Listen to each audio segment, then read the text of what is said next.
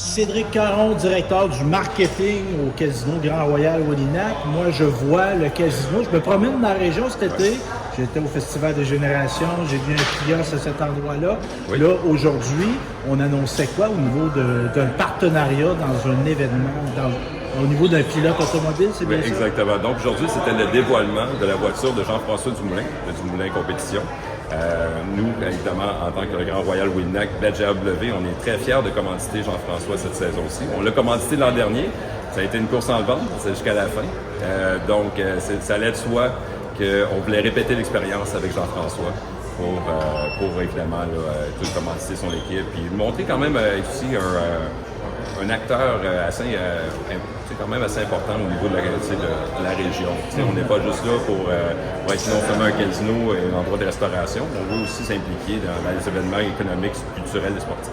En quoi c'est important d'être partenaire, oui, avec des sportifs comme Jean-François, mais aussi avec des événements comme le Festival des Générations ou d'autres? Pourquoi c'est important pour le casino de faire ça? Ben, regardez, ça va au-delà du casino. On faut comprendre qu'on est un centre de divertissement.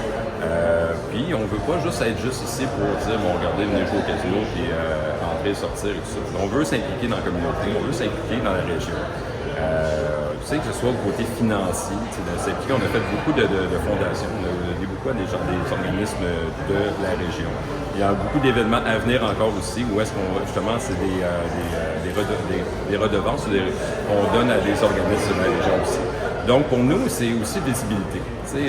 Wolinak, un territoire autochtone, c'est 900 mètres carrés. C'est pas le plus gros territoire. Par contre, c'est des gens qui sont d'une communauté qui est très tissée serrée.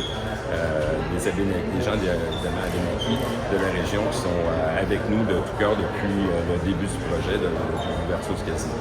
Donc, pour se faire connaître, rayonner un peu dans la région, donc on parle de Victoriaville, Thetford Mines, on va évidemment de l'autre côté jusqu'à Shawinigan, on veut se faire connaître. Puis c'est pour ça qu'on s'implique dans les événements culturels, donc on a parlé du Festival de musique Génération, on a eu Saloon, on a eu aussi Sensation.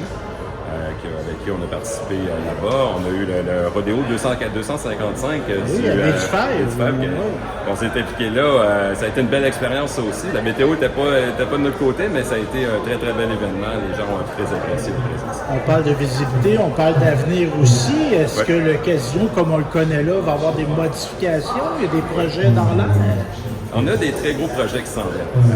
Donc, on parle de la construction d'un hôtel, donc d'une centaine de chambres, et aussi d'une grande salle de spectacle pour accueillir non seulement des galas de boxe, des événements, des grandes salles, pour non seulement aussi desservir, parce que la région de Bécancour est en pleine croissance.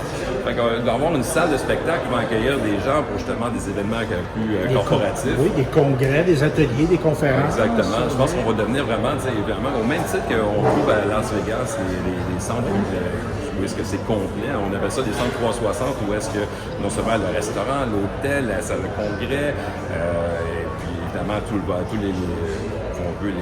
trucs qui vont avec. Mais nous, c'est dans le même genre, c'est dans le même optique.